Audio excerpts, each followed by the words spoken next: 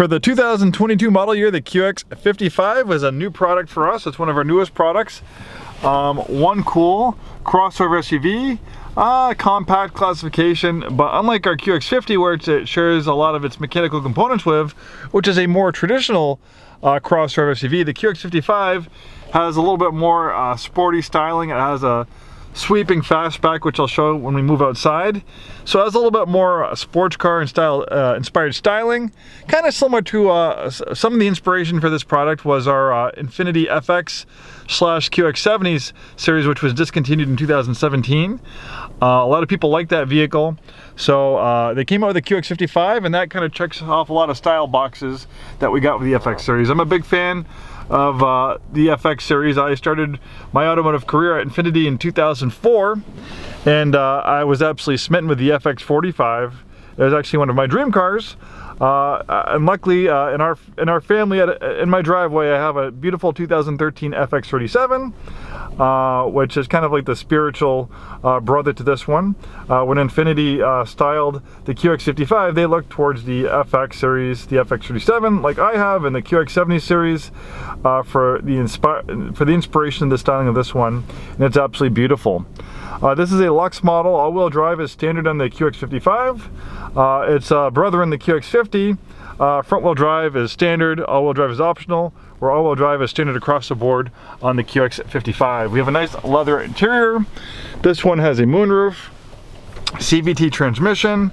We have a dual display system. This one does not have navigation, but we do have Apple CarPlay and Android Auto, so you can have navigation on your smartphone and project it up there on the screen. We have a parking camera. The bottom screen is a tablet-like interface for vehicle settings and apps. So here we have the driver's assistance settings. We have blind spot warning. We have forward emergency braking, forward and backward. We have lane departure warning. Then we also have a drive mode selector. So the drive mode selector is right here. But you can drill down a little bit deeper down here, so you can make changes to the engine and transmission. Sport, Eco, Standard. You can make changes to the steering effort. You can have Sport or Standard. Active trace control brakes individual wheels to help the vehicle rotate better through the corners. You can shut that system on or off.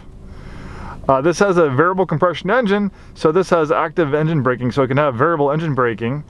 You can shut that on or off. So basically, engine braking is a natural tendency for a vehicle to slow down when you remove your foot off the throttle. So with the active engine braking, obviously it can be variable. We'll talk a little bit more about the VC turbo engine, which allows us to have that system. It's pretty revolutionary technology on Infiniti's part. Nice leather wrap steering wheel. This is a one owner clean Carfax vehicle, only 14,042 miles at the time of making this video. Really nice color combination, and black on black. We also have power and heated front seats. Beautiful looks and lines in the QX55. Look at that big grille. I love the daytime strips they have around the headlights. Really an eye-catching vehicle. Beautiful creases and curves. Even if you look at the hood, look at all the curves in the hood. This costs money. It costs extra money to add all these creases and curves in the vehicle, but it makes it look good. You know, Infiniti is not just building this vehicle to a price point to make it as affordable as possible, like, you know, maybe some traditional SUVs. This is a luxury performance crossover, so they really wanted to make it beautiful to look at, and I think they definitely achieved that goal. You'll also notice with the QX55, as I mentioned, we have a more sweeping fastback towards the rear, where it's more kind of squared off on the QX50.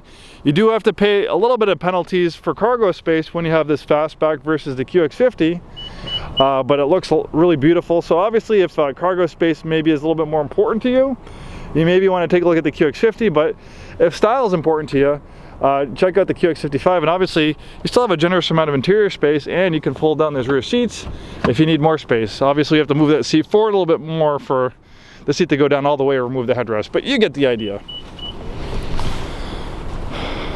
Nice wheel and tire package. We have a beautiful wheel and tire package to give it more of an aggressive look.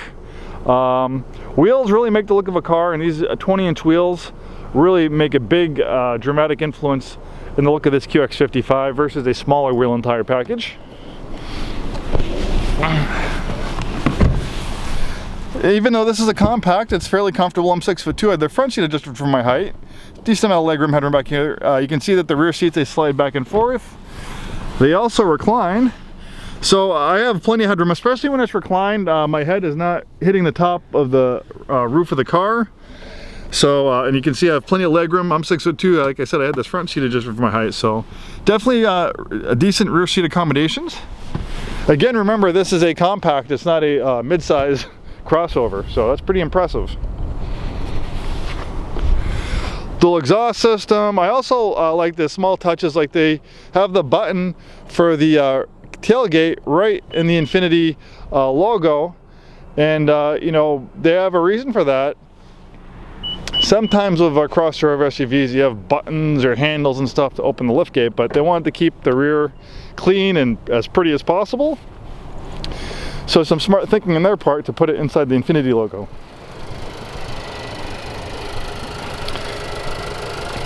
Alright, now let's talk about this VC turbo engine. We first saw this engine in 2019 in the QX50. Infiniti was working on this variable compression engine technology for about 20 years. Finally, in 2019 model year for the QX50, when it was redesigned, that was the first product to have it. We've also started to see it, that system migrate into some Nissan products. Really revolutionary technology. So it's what we call maybe a variable displacement or variable compression engine. It can make changes to the cylinder volume, but making small changes to the cylinder volume can make big changes in the compression ratio.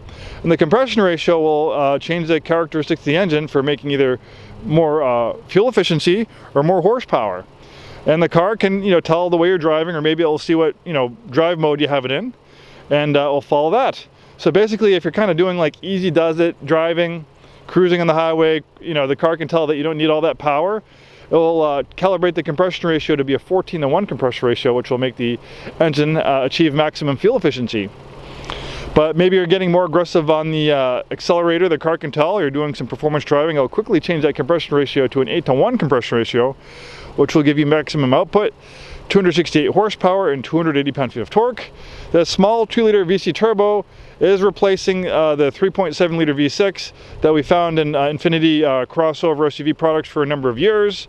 It's a great engine, that VQ37, but I can tell you from personal experience, my FX37 is awesome, but it also gets about 15.5 miles per gallon. That doesn't really make it for a lot of people, especially when gas is $4 or $5 a gallon. So Infiniti knew they needed to do something else, so they came out with the VC turbo engine. So it actually makes more torque. It doesn't make more horsepower, it makes more torque than the VQ37 engine, but torque is what really translates into acceleration. So torque's pretty important. It makes more torque than that engine, yet it's almost half the size of the 3.7. And so the VC turbo obviously helps you know, achieve almost class-leading fuel economy for this product. So it's a far cry from the 15 miles per gallon I'm getting in my FX37. Luckily, my wife, who primarily drives that vehicle, works from home, so it's not really an issue for us. But man, if my wife was commuting into Seattle every day like she was doing a number of years ago, then that 15 miles per gallon would probably be kind of a problem for us. So there you have it, one beautiful Infiniti QX55. Who better to buy a pre-owned Infiniti from than a new Infiniti retailer like us? Our techs work on these vehicles on a daily basis and are very familiar with them. Thanks for watching, and hope to see you soon, and have a wonderful day.